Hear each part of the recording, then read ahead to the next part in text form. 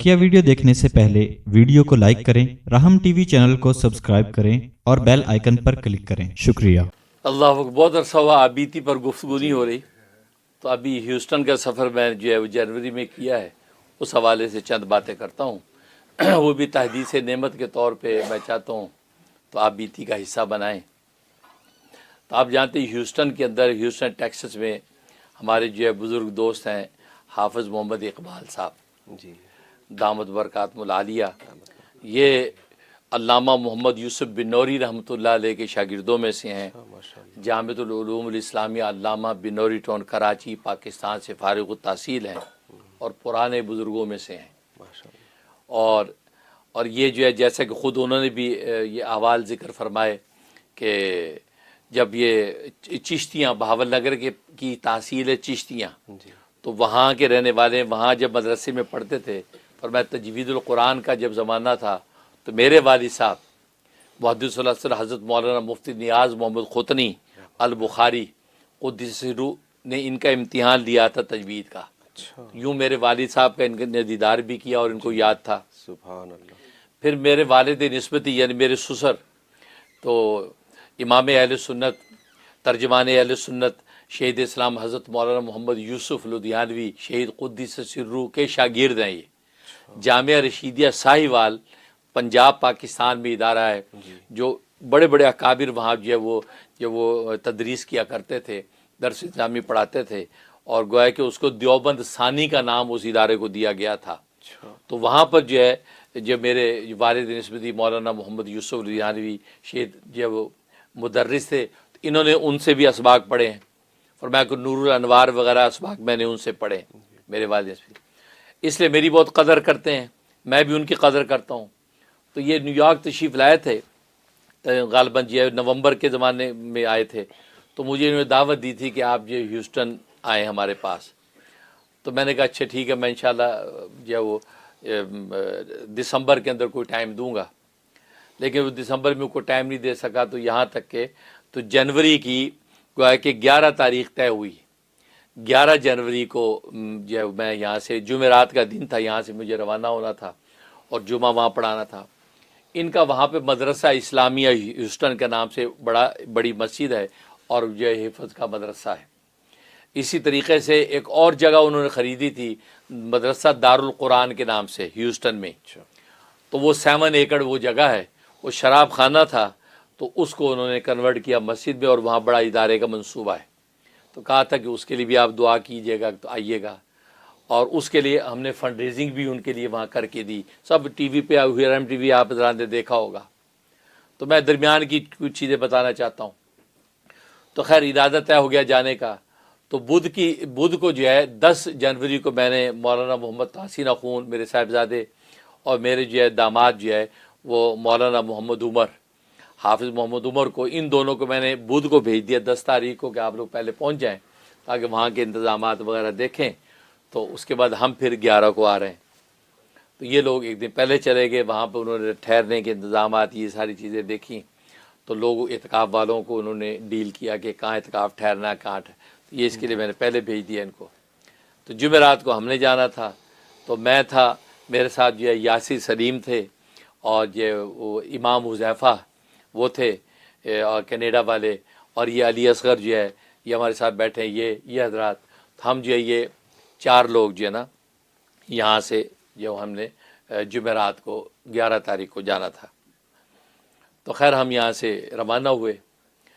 تو اچھا، بعض ایسی کرامتیں اور نسبتیں ہوتی ہیں جو پیر و مرشد سے منتقل ہو جاتی ہیں، تو بعض ایسی نسبتیں ہیں جو پیر و مرشد میرے جو ہیں حسن الاولیاء امام الاتقیاء حضرت مولانا محمد یوسف لدھیانوی قدس سرہ سے میری طرف منتقل ہوئی ہیں۔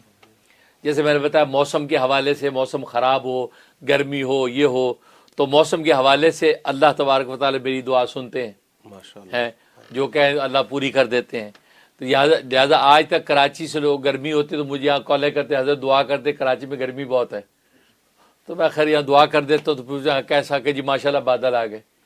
تو بہت سے واقعات اس حوالے سے، تو یہ مجھے پیر و مرشد کی طرف سے نسبت ملی، کیونکہ جس وقت وہاں یہ گرمی پڑی اور لوگوں نے دعا کی درخواست حضرت سے کی، تو میں نے عصر کی نماز پڑھائی تھی، تو حضرت نے کہا کہ مولانا منیر یہ موسم کی بہتری کی دعا کر دو.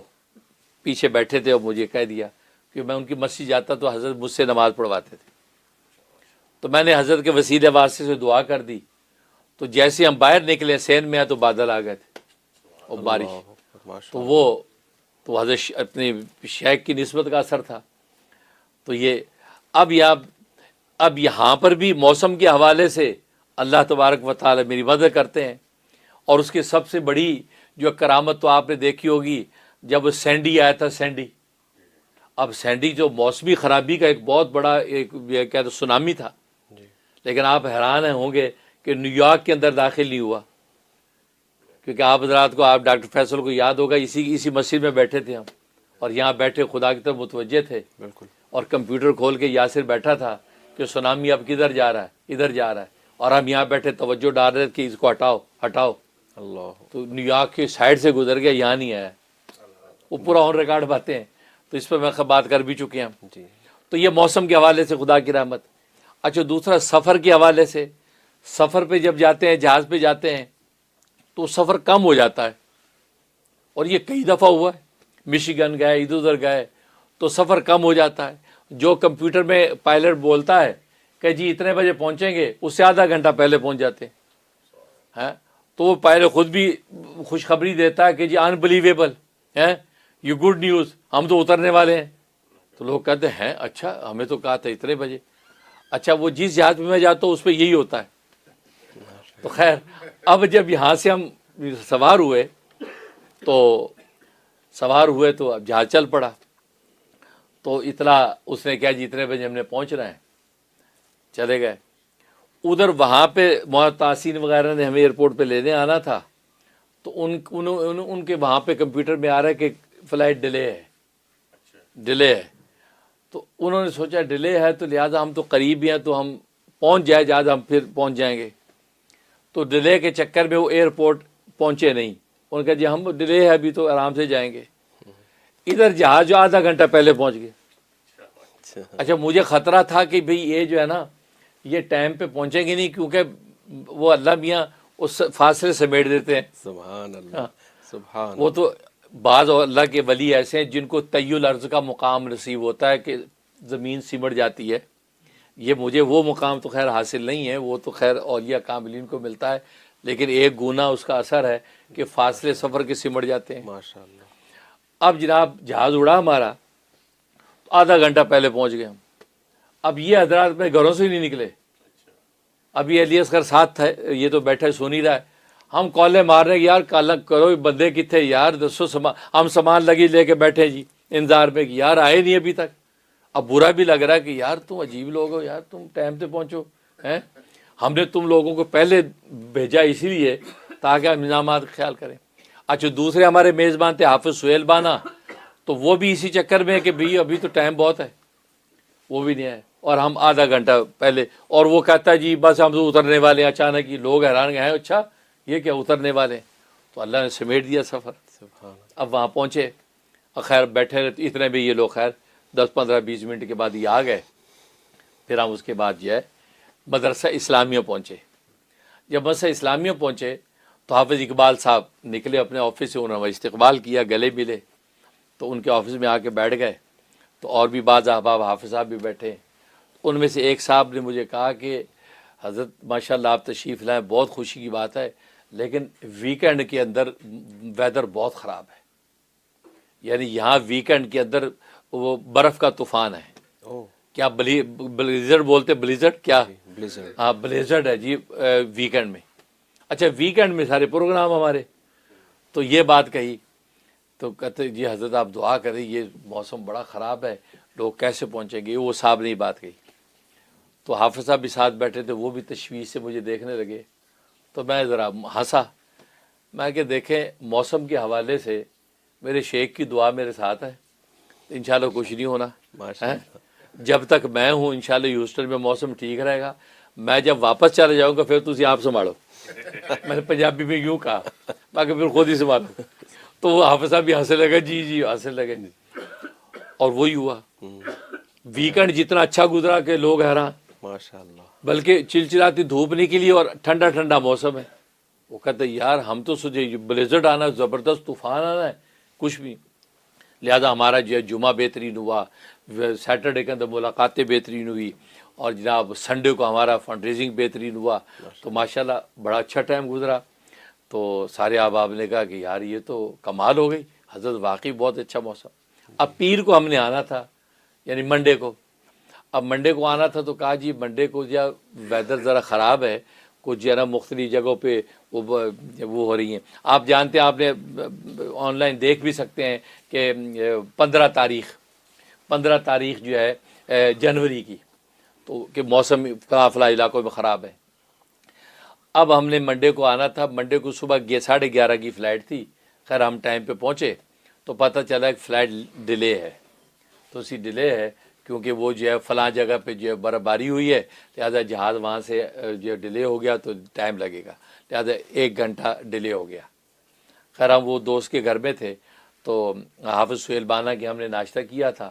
تو میں نے ساتھیوں سے کہا یار ڈیلے ہے تو کیا ہم جا کے ایئرپورٹ بیٹھ جاتے ہیں، تو پھر واقعی ڈیلے ہوتا رہے گا. اب جس کے گھر میں میزبان کو کیوں ہولڈ کر کے بیٹھے ہم، تو نکلتے ہیں.